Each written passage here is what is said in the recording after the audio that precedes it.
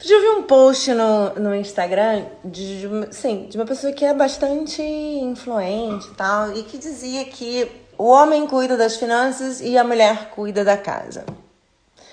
E, por um lado, eu acho isso super batido, parece que a gente está nos anos 50, né, com as donas de casa e os homens de negócio que trabalhavam na fábrica da Ford, enfim. Mas eu acho que isso ainda acontece muito. Essas ideias de masculino e feminino muitas vezes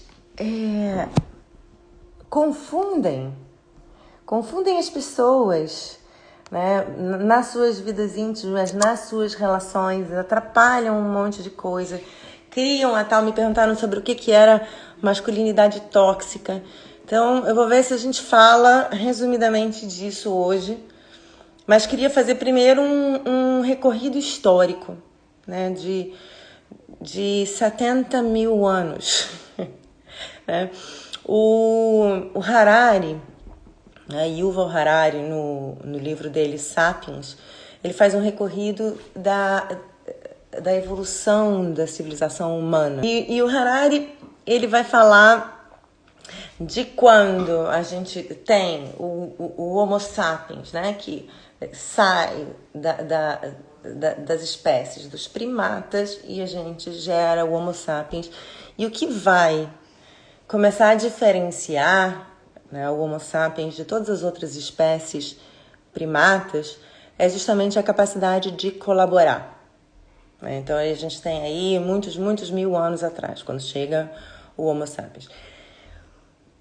Entre 70 e 30 mil anos atrás, a gente começa com a revolução cognitiva.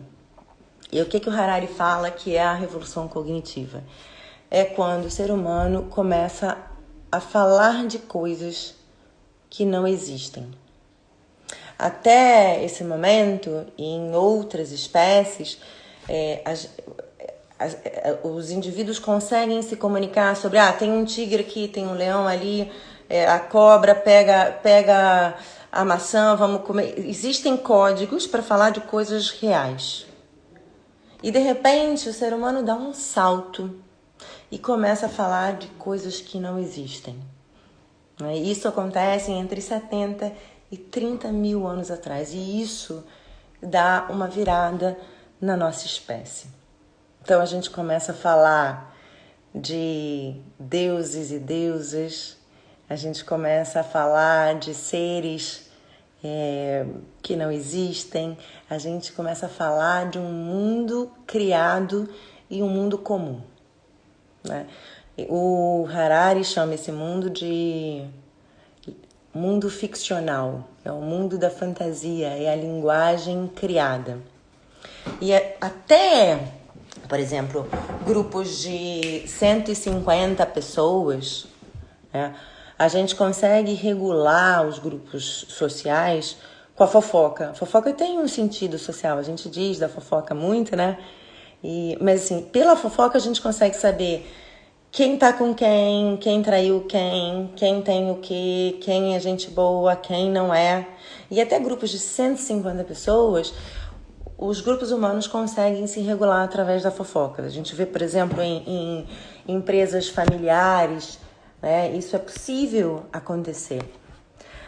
Mas depois de 150, isso já não consegue ser regulado através de ligações diretas, porque em grupos maiores de 5 mil, de 10 mil, de 150 mil pessoas, as pessoas já não têm relação pessoa a pessoa. E aí como é que a gente começa a se regular? Através dessa linguagem ficcional. É quando muitos seres, né, de um grupo acreditam numa mesma coisa que esses grupos humanos conseguem criar grandes ondas de colaboração. Então, voltando um pouquinho, de 70 a 30 mil anos, o ser humano tem a tal revolução cognitiva. O que é a revolução cognitiva? É quando a gente começa a falar de coisas que não existem. De deuses, de seres que a gente imagina e de outras coisas na nossa civilização que não existem a priori na natureza, na realidade, mas que a gente cria no sentido de se regular. Então, grandes grupos, através dessa linguagem ficcional, conseguem entrar em processos de organização, de solidariedade. E o Harari dá um exemplo pra gente de que tipos de coisa nós criamos. Então, com a linguagem ficcional, com a capacidade do ser humano de criar história, de criar universos, a gente começa a falar das religiões, de deuses e deusas. A gente começa a falar do dinheiro. A gente começa a falar de... depois, mais tarde, né? De empresas. Então, o ser humano tem a capacidade de criar coisas com a linguagem que não existe e torná-las realidade. Né? Repetindo então, né? Linguagem ficcional, falar de coisas que não existem. Deuses, vida após a morte, dinheiro, empresas, o direito romano, né? Todas as coisas que sustentam, o Estado. Onde é que tem a linha, né, concreta que divide um país de outro? Então, a divisão de continentes, o continente até tem o oceano, né? Mas Europa, o que divide Portugal de Espanha, senão uma linha imaginária? Então, o Harari começa a falar disso, desses acordos ficcionais, dessas crenças compartidas que vão regulando o grupo social. Um exemplo disso é uma empresa. Por exemplo, a Peugeot. A Peugeot, eu estou dando um exemplo, poderia ser a Coca-Cola, ou seja o que for. A Coca-Cola não é o prédio que está a Coca-Cola, porque eu posso demolir aquele prédio, né, e a Coca-Cola continua existindo. A Coca-Cola tampouco é as pessoas, os colaboradores e as colaboradoras. Porque se a gente despede todo mundo, a Coca-Cola continua existindo. Se a Coca-Cola fale, a Coca-Cola não é seus donos. Então, quem fica com a dívida é a Coca-Cola, não é a pessoa física que fundou a Coca-Cola. Então, assim, uma empresa é uma realidade ficcional. O dinheiro é outra realidade ficcional, o valor que a gente dá às coisas e troca. Antes era saco de batata por saco de arroz. Depois passou a ser nota real, mas mesmo assim é um valor atribuído à coisa. Agora a gente tem cartão de crédito. E aí o que o Harari fala? Essas crenças compartidas por grandes grupos, essas realidades criadas e acordadas, vão regular a nossa realidade como grupo e a nossa realidade pessoal. Quando nós temos uma realidade mítica, né, ou ficcional, uma das coisas importantes para ela seguir tendo força de regulação social é nunca admitir que essa realidade é ficcional. Então, em geral, esses mitos que a gente cria são mitos que são entendidos dentro da sociedade como fazendo parte da natureza das coisas. Então, as empresas se organizam assim, os países, é como se os países sempre fossem assim, sempre tivessem assim. É como se os deuses sempre tivessem existido. Por exemplo, quando a gente pensa, e eu não estou indo contra a religião não, mas quando a gente pensa no Deus católico, muitas vezes a gente não para pensar que nem sempre foi assim. Nem sempre foi uma sociedade com um Deus só, nem sempre foi uma sociedade que acredita na vida eterna. Se a gente olha para os gregos, né, para a sociedade grega, eram muitos deuses com muitas realidades diferentes. E o que crê cada sociedade vai determinar como essa sociedade é. E cada crença, né, só continua existindo enquanto as pessoas daquela sociedade sustentam aquela crença. Então, para a gente ter uma realidade ficcional, e para essa realidade ter a capacidade de regular esse grupo e de inspirar e coordenar as ações desse grupo, muita gente precisa continuar acreditando nisso. Então, 70 mil anos atrás, começamos a falar das coisas que não existem. No momento que a gente começa a falar das coisas que não existem, grandes grupos de pessoas que creem nessas mesmas ideias conseguem coordenar suas ações. Exemplo, na Idade Média, uma pessoa que estava fazendo a cruzada de um país longínquo, porque acreditavam na religião católica, conseguiam ir de diferentes lugares lutar por aquele Deus, né? Hoje, se a gente pega uma advogada da França com uma advogada do Brasil, essas pessoas conseguem ter o seu comportamento afim porque acreditam no direito, né? Então, assim, o que a gente tem são crenças, realidades criadas. E cada realidade dessas vai regular a sociedade enquanto a gente acredita. Por exemplo, tá? Na Revolução Francesa, em 1789, antes disso, né, se acreditava no poder dos reis. E os reis tinham o seu poder porque eles recebiam a iluminação e a permissão de Deus. É isso que garantia que um Deus estivesse no poder. Quando vem a Revolução Francesa e muitas pessoas param de acreditar nisso, se cria uma outra sociedade, que aí começa a acreditar na soberania do povo.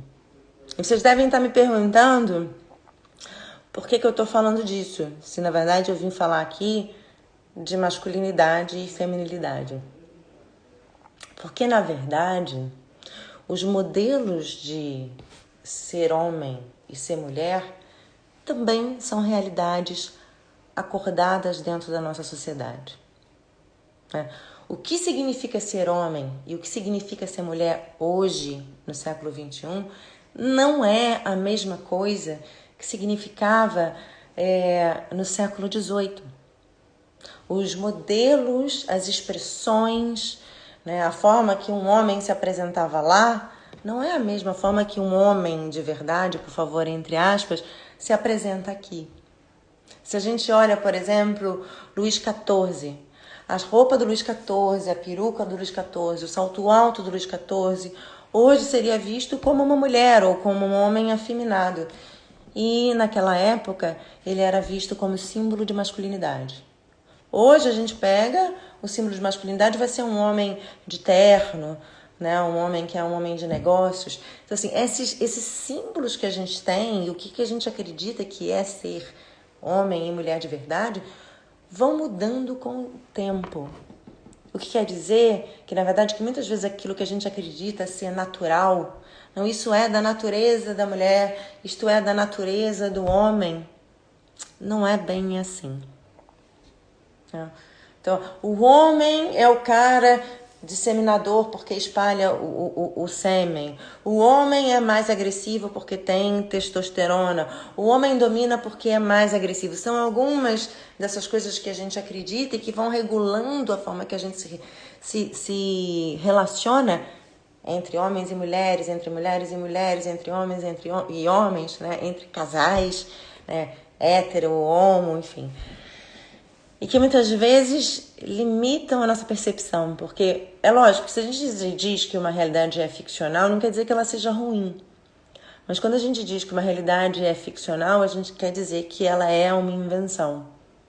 E que a gente pode escolher quais são essas realidades que a gente vai acreditar. E que no momento que a gente questiona essas realidades, a gente tem poder de mudança social. Uma realidade ficcional, para ela continuar sendo acreditada, a gente nunca pode admitir que ela é ficcional. Então, as pessoas aprendem essas realidades como estando na natureza das coisas. É assim que é. Enquanto a gente acredita que é assim que é, a gente continua sustentando essas realidades. As ideias de ser homem e de ser mulher estão dentre essas realidades criadas, né? Porque a primeira pergunta que eu faço para vocês é: existe uma forma de ser mulher? A gente só tem uma mulher? A gente só tem uma forma de ser homem? Então, ou você é assim, ou você não é homem? Como é que são essas coisas? Ou existem muitas mulheres e muitas formas de ser mulher, e existem muitos homens e muitas formas de ser homem, e existem muitas pessoas que não são homem nem mulher e que vão ser de trans e que vão ser de identidade sexual líquida. Existem tantas realidades que essas ideias de homem e mulher não conseguem abarcar, né? Tem uma bióloga chamada Anne Fausto Sterling, e ela foi estudar justamente se essa categoria de diferenciação entre homens e mulheres podia explicar as diferenças de uma forma fidedigna, de uma forma verdadeira, das diferenças que a gente acha na raça humana. E o que a Anne Fausto Sterling viu?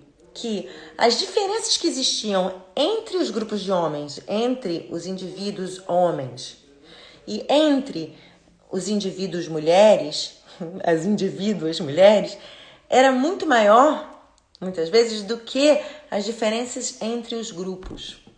Então, essa ideia de que homens são de Marte, as mulheres são de Vênus, na verdade, é uma mentira. É claro que existe sexo biológico, existe homem, existe mulher, mas quem escreveu esse modelo de que mulher é receptiva, de que mulher precisa ser só cuidadosa, de que mulher vai cuidar dos filhos e das filhas, que mulher precisa ser bela, recatada e do lar? Quem escreveu que homem precisa ser seco para as emoções, desconhecer o mundo sentimental, não conseguir cuidar, ser sempre sentado na masculinidade compreendida como força e poder? Então, assim, aonde está isso, se não nas formas como a gente foi criando dentro da nossa sociedade, né, nessas linguagens ficcionais que foram estabelecendo formas de feminino e formas de masculino? Dani, não existe homem e mulher? Existe homem e mulher. Existem pessoas que não são homem nem mulher. Existem muitas realidades, inclusive biológicas. Existem pessoas que nascem com ambos os sexos. Existe um contínuo. Na verdade, é muito mais forte essa expressão como o dia e a noite, que a gente não tem só amanhecer e o pôr do sol, a gente tem tons, né? São tons de cinza, né? Do que essa divisão e essa divisão fixa do que é. E assim, me perguntaram o que era a masculinidade tóxica, né? Vocês já pararam para pensar o que significa ser um homem dentro dessa concepção tradicional? Então é uma pessoa que tem que sempre vencer pela força, que tem que sempre se sentir poderosa, porque senão não consegue sustentar a sua masculinidade. Masculinidade não é uma coisa que é dada, né? Você precisa defender a sua masculinidade uma e outra vez ao longo da sua vida, né? Basta broxar uma vez que o homem deixa de se sentir homem, muitas vezes. Enfim, a dureza, a necessidade de ser provedor, né? A necessidade da valentia que afasta os homens muitas vezes do sensível, do cuidado. Isso tem custo, né? O homem que se sente possuindo a mulher e que por isso tem o direito, né, de se apropriar do corpo feminino, isso é masculinidade tóxica, né? Mas quando a gente fala de masculinidade tóxica, a gente está falando de masculinidade tóxica para as mulheres e a gente está falando de masculinidade tóxica para os homens, né? E se a gente pensa no que a gente acredita de ser feminino e masculino, e aí a limitação é ainda muito maior, porque durante muitos e muitos milhares de anos colocou as mulheres no lugar de opressão, em muitas e muitas sociedades, né? Explicando as mulheres como seres sem valor, né? Na própria sociedade grega, que muitas vezes a gente se inspira, as mulheres não tinham valor nenhum, elas eram menos que os escravos. Então elas eram meras reprodutoras, né? Hoje a gente conseguiu, com muito do movimento feminista, com muitos dos questionamentos, mudar isso, né? Essa ideia de que a mulher precisa ter um mundo de princesa, um mundo de cuidado, o mundo do silêncio, o mundo do lar, de que as mulheres precisam sempre querer ser mães, né? Que uma mulher não é mãe, não sendo mãe não é completa. Ideias criadas. Aí me pergunta, então o que é ser homem e o que é ser mulher? O que seria isso então? Existem duas energias no universo que não tem nada a ver com o sexo masculino e feminino, apesar de muitas vezes as pessoas se referirem a isso, mas que tem a ver com o estado de expressão das coisas, que é a energia Yang e a energia Yin. A energia Yang é a energia solar, é a energia da ação, é a energia de concretização, é a energia da força, do ímpeto, é a energia do público, é a energia de fazer, é a energia de tirar de mim um conteúdo interno e expressar no mundo. Expressar significa colocar para fora. Isso é a energia Yang, né? É a energia diurna, é a energia da atividade, é a energia da vigília. Tem uma outra energia que é a energia do descanso, do recolhimento, da sensibilidade, do cuidado, da reorganização. Inclusive, quando a gente fala isso fisiologicamente, é quando o nosso organismo se recupera. A energia da receptividade. E assim, todas as coisas na natureza pulsam entre esses dois polos. O nosso corpo pulsa entre esses dois polos. Quando a gente desperta de manhã e está vigil, a gente está no polo Yang. Quando a gente vai trabalhar, quando a gente se veste para malhar, a gente está habitando essa energia de ação, essa energia de concretude, essa energia de força, de potência. Independente de ser homem ou ser mulher, ser trans ou ser identidade sexual líquida, ou seja qual gênero você for, você vai ter essa energia de ir ao mundo, de concretizar, de motivação existencial, de ímpeto, energia solar, energia Yang. Uma pessoa que não tem essa energia Yang, ela não vai ter força de vida, ela não vai ter motivação existencial, ela não vai ter capacidade de concretização. Homens e mulheres precisam dessa força, né? O que é a crença sobre a masculinidade, por exemplo? É achar que um homem só é homem mesmo quando só tem essa força Yang. Quando só tá no polo de fazer, de concretizar, de mostrar força, né? A mentira tá em dizer que as mulheres não têm isso. Uma mulher precisa disso também para acordar, para trabalhar, para ir malhar, para concretizar seus projetos, para lidar com seu dinheiro, para cuidar dos filhos se tiver. E o homem da mesma forma, para levantar, para trabalhar, para limpar a sua casa, para manejar seu dinheiro, para cuidar dos seus filhos. Diga-se de passagem, os homens não ajudam na casa ou na criação dos filhos, os homens cuidam das suas casas e cuidam dos seus filhos. Essa própria divisão de tarefa, né, é absolutamente criada. Quem escreveu isso aonde? Não foi sempre assim, tiveram muitas outras sociedades com muitas outras organizações. Então, assim, vamos parar para olhar isso, porque muitas vezes isso limita as nossas relações. A outra força é a força Yin.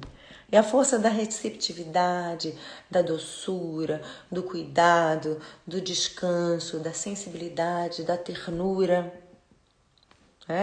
E organicamente seria quando a gente vai dormir, quando a gente está meditando, quando a gente está descansando, quando a gente está dissolvida, né? Quando a gente está sensibilizada frente a alguma coisa na natureza, uma música, o nosso filho, né? É a energia que faz a cola entre os seres humanos, né? A energia da afetividade está no nosso polo Yin. Todos os seres humanos têm isso, né? Uma mulher tem isso, um homem tem isso, um trans tem isso, uma pessoa que tem a identidade sexual líquida tem isso. Isso diz respeito à raça humana, não diz respeito a uma divisão criada do que significa ser homem e ser mulher. E a gente atinge a plenitude como ser quando a gente consegue navegar nessas duas energias. Né? E como que esses modelos de ser homem e de ser mulher muitas vezes cerceiam, né, essa experiência por vidas inteiras de pessoas. Né? Mulheres que não conseguem se sentir plenas, yang, ativas, né? Poder ir para o público, se expressarem, mostrarem a sua potência uma vida inteira, porque acham que quem tem que fazer isso é o homem. Isso é ultrapassado, né? Mas não é tanto assim. Né? O quanto a gente vê hoje mulheres sofrendo ainda com a ideia de que precisam ser lindas e doces e agradar o homem, e o corpo objetificado, o corpo na internet, o corpo que tem que ser magro, peitudo, bundudo. Quantas mulheres insatisfeitas com seu corpo que se desvalorizam.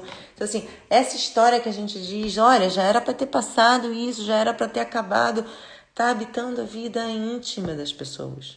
A forma como as pessoas se relacionam, a forma como as pessoas sentem a si mesmas, entendem seus corpos, estimam seus corpos.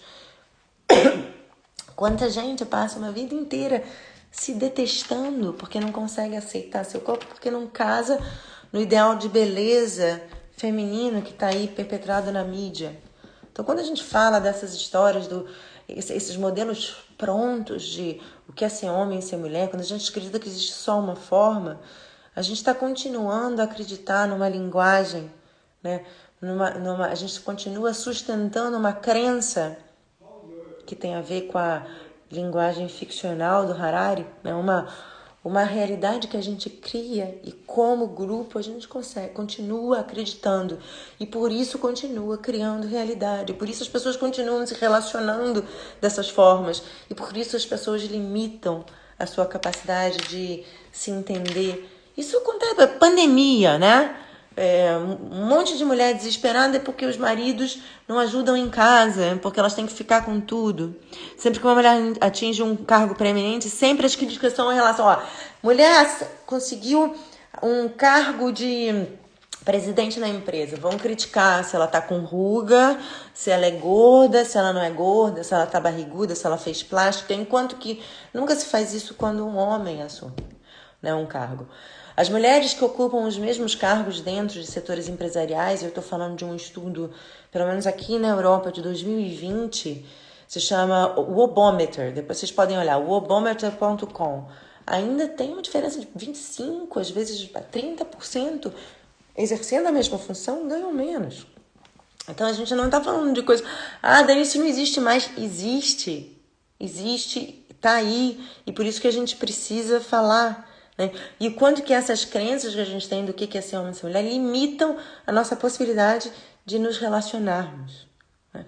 O quanto as mulheres se sentem responsáveis por cuidar da casa, dos filhos, e se trabalham, se sentem culpadas. Isso acontece direto no consultório. Quantas mulheres eu atendo, né, que se sentem culpadas quando vão trabalhar ou se sentem sobrecarregadas, né, de ter que fazer tudo, né, e não dividirem as tarefas. Quantas, assim, e eu não estou falando de uma coisa homens contra mulheres, mulheres contra homens. Homens me perguntaram até isso naquelas boxes, né? O que seria uma militância não saudável? Né? Porque em algum momento, lá nos anos 60, né, quando a gente estava num momento de muita militância, no movimento hippie, de muita transformação, quando surge a pílula anticoncepcional, quando é um movimento de quebrar parede, né, de quebrar paradigmas dentro da sociedade, vem também o movimento feminista e vem com força, com as mulheres tirando o sutiã, com as mulheres começando a ter decisões, né, sobre ter filhos ou não, e isso modifica, né, imensamente a experiência feminina, porque a gente começa a ser dona da nossa sexualidade, né? Isso, e diga-se de passagem que pílula anticoncepcional não é natural. Então, todas essas ideias que a gente tem do que é natural, até onde a gente, como espécie, é natural, a gente, né? O óculos não é natural, o computador, o telefone que entrou na nossa vida não é natural, mas interfere na nossa forma de ser e na nossa forma de se relacionar como grupo. Então, assim, cuidado com essas ideias do natural que estabelece regras inquestionáveis. Então, voltando para os anos 60, ali era uma militância homens contra as mulheres, vamos defender a experiência feminina, mas essas coisas foram se transformando, né? E eu acho um equívoco, né, a gente achar que é homem contra mulher, porque na verdade a gente está falando de um sistema de dominação, né, que colocam as mulheres como, né, como seres secundários. A Simone de Beauvoir escreveu isso, o segundo sexo. Então, os homens, né, principalmente homem branco, europeu, poderoso seria o primeiro sexo, o universal, a regra, e as mulheres seriam o segundo sexo, que são espelhos, né, dos homens, que estão na sombra dos homens. Quantas vezes a gente já ouviu falar disso, né? Atrás de um grande homem sempre tem uma grande mulher, a sombra.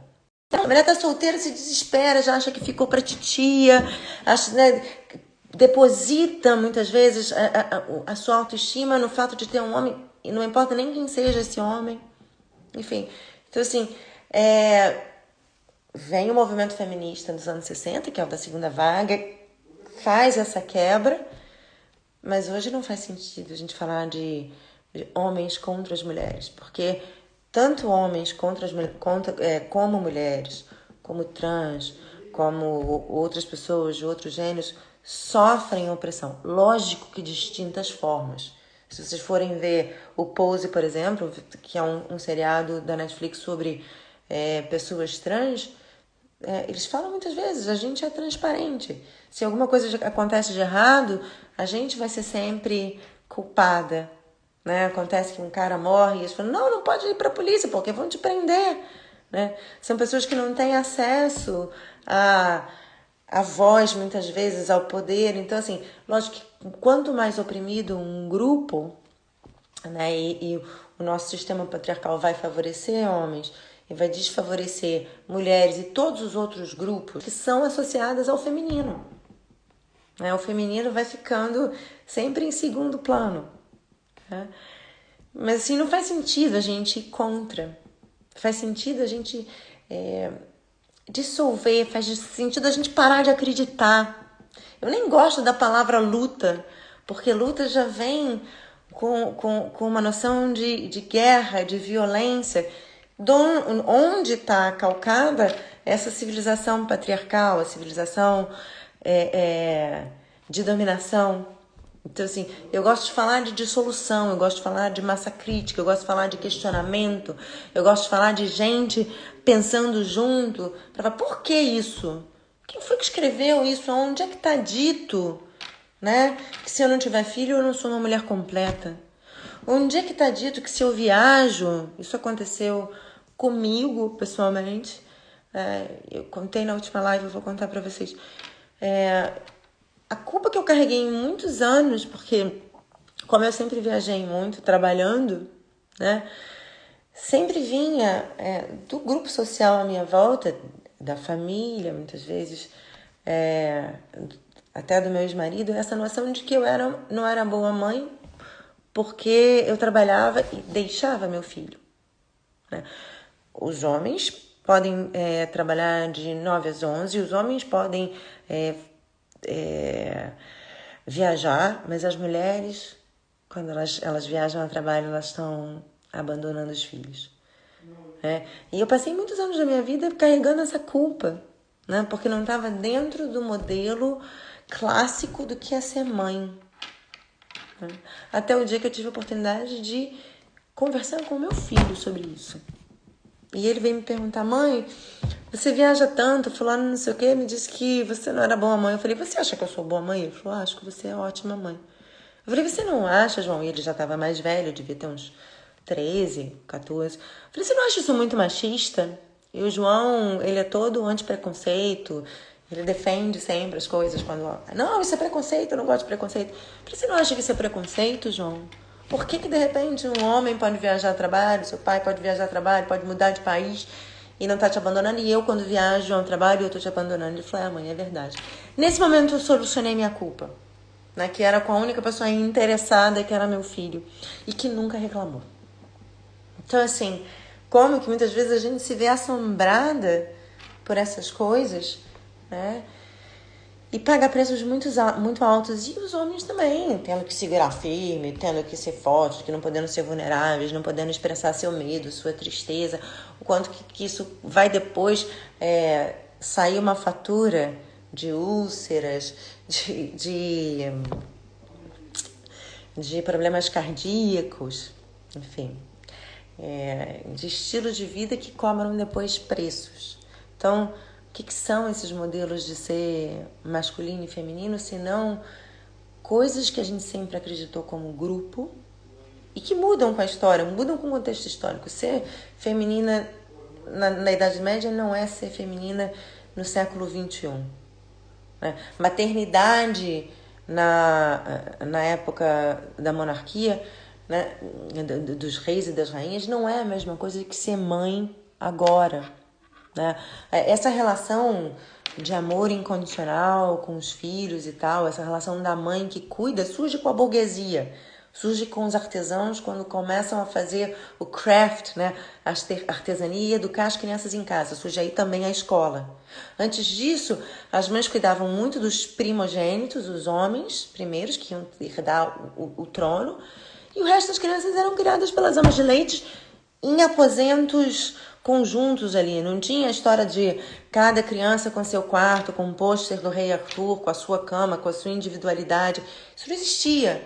Né? Até né? Enfim, até o individualismo que a gente tem hoje, que condiciona a arquitetura que a gente tem, o quarto individual para cada pessoa, tem a ver com essas realidades que são acreditadas por muitas pessoas. Eu preciso ter meu espaço, minhas coisas, meu pôster, meu telefone. Não era a mesma coisa na época feudal. Né? Começa a acontecer isso depois que a gente vai entrando na modernidade, na pós-modernidade. Então, assim, vamos parar para pensar nessas verdades absolutas. Vamos parar para pensar nessas verdades que dizem pra gente que são da natureza das coisas. Por exemplo, muita gente acredita que os homens tomam uma posição de domínio na sociedade porque são mais fortes, né? Isso são as teorias que explicam muitas vezes essa dominação. Se a gente for parar para pensar bem na divisão de poder da nossa sociedade, em geral, os mais fortes, se a gente parar para pensar, por exemplo, no exército, não são os mais fortes que estão no poder. Quem fica no poder são os mais velhos, que não são mais fortes, são os que articulam politicamente, são os mais inteligentes e estrategas. Os mais fortes vão para a linha de frente, vão lutar, são os soldados rasos. Os generais são aqueles que têm história política, são aqueles que têm educação, né? São aqueles que têm estratégia e diplomacia. Então, não é força física que vai definir um status de influência e poder dentro da nossa sociedade. Tampouco vai ser os mais violentos. Dizem, não, os homens têm mais força física, têm mais testosterona, são mais agressivos, por isso que eles têm uma posição de poder dentro da sociedade. Tampouco é isso. Né? A gente, em geral, não quer líderes violentos que quebram tudo, que só, né? A gente quer líderes que sabem pensar, que sabem fazer alianças. Né? Isso são os políticos. Né?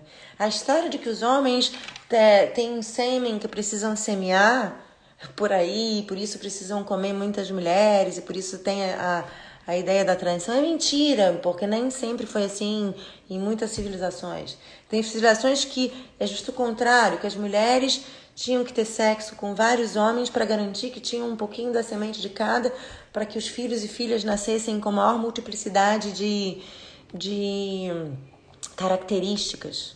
Então, assim, cuidado com as ideias prontas.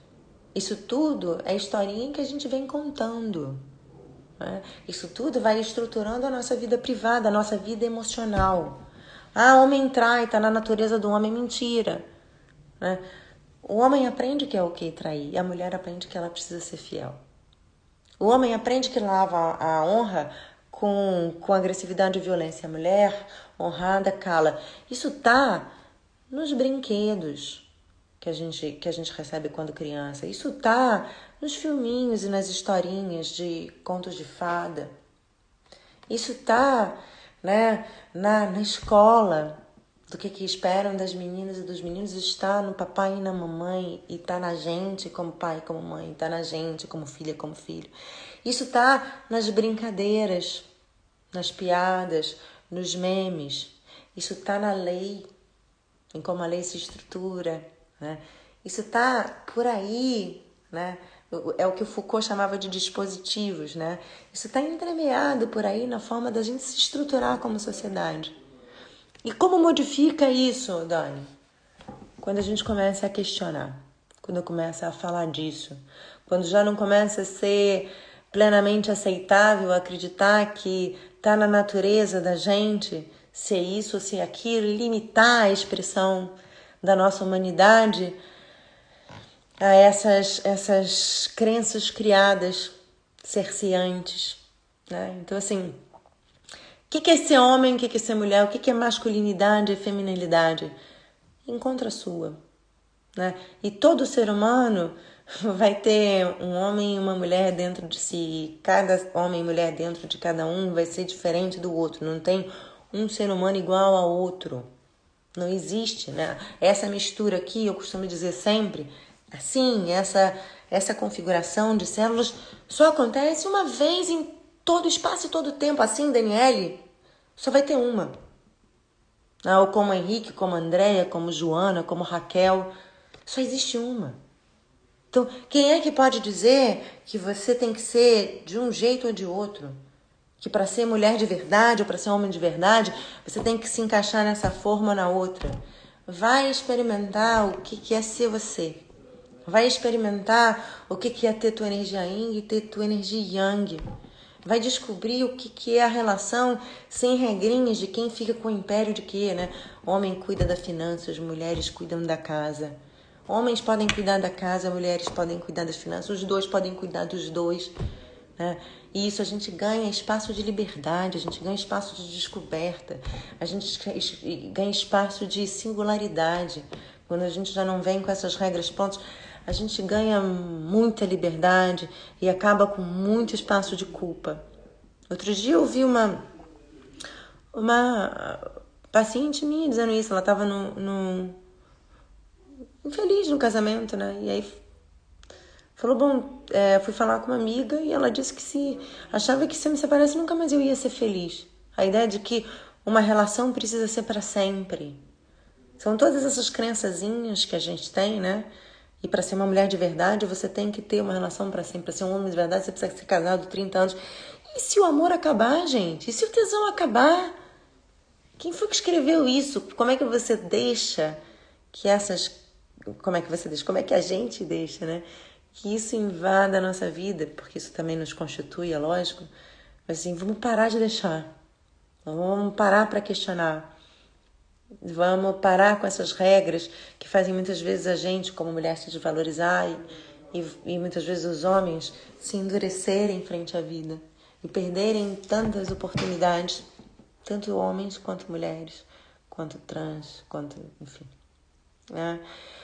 Eu já falei um monte, não sei se vocês têm dúvidas, mas assim, para resumir, 30 a 70 mil anos atrás, o ser humano começa a poder falar das coisas que não existem. Surge a linguagem ficcional, a linguagem da história criada, a linguagem que começa a regular grandes grupos de seres humanos. O dinheiro, a religião, os estados, as empresas, o próprio casamento, a lei, tudo isso é criado pelo ser humano, né? E isso vai regular nossos grupos. E essas coisas, como a gente aprende desde que a gente nasce, são tomadas como estando na natureza das coisas. Então as pessoas aprendem, né? Por exemplo, o direito romano não foi sempre assim. Nem sempre foi. A soberania do cidadão vai antes da Revolução Francesa. Enfim, não era assim. Não era o povo que mandava. Era o rei e era Deus. Então, assim, grandes grupos de pessoas acreditando em realidades criadas se regulam e perpetuam aquelas situações. Como é que a gente transforma isso? Para que serve a gente saber disso, né? Para que a gente serve saber que a gente se regula com realidades criadas? O dinheiro, o casamento, a propriedade. Né? Quem é que diz que isso aqui é meu? Né? Como é que surge essa ideia de que a gente tem a ownership, a propriedade sobre partes da natureza? Essa terra é minha. Gente, isso é criado. É tudo criado. Né? E enquanto existirem grandes grupos de pessoas acreditando nessas realidades, elas se sustentam e nos regulam como grupo.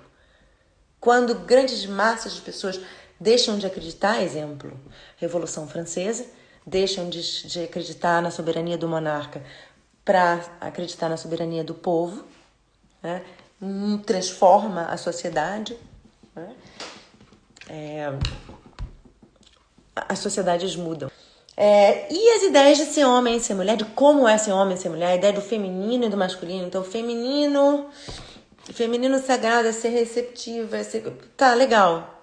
Mas feminino também é ser ativa, é ter voz, é saber dizer não, é dizer o que eu quero, né? Não de forma agressiva, mas de forma assertiva. É poder ocupar um lugar de poder, é poder dar também. Né? Masculino é também poder ser doce e cuidar. É toda a gama imensa e maravilhosa da experiência humana, né? Que a gente não devia limitar. Então, se a gente acredita que ser homem é isso, ser uma mulher é aquilo, vamos parar de acreditar. Né? Vamos deixar que a gente se surpreenda, né, quando a gente recupera a multiplicidade da nossa humanidade. Né? Assim, eu acho que isso é o que eu defendo hoje. Quanto mais a gente se abre, né, para nossas possibilidades, mais plenos e plenas nós vamos ficando. Mais plenas e plenas vamos estar nas nossas relações. Né? E essas coisas só existem porque a gente segue acreditando nelas.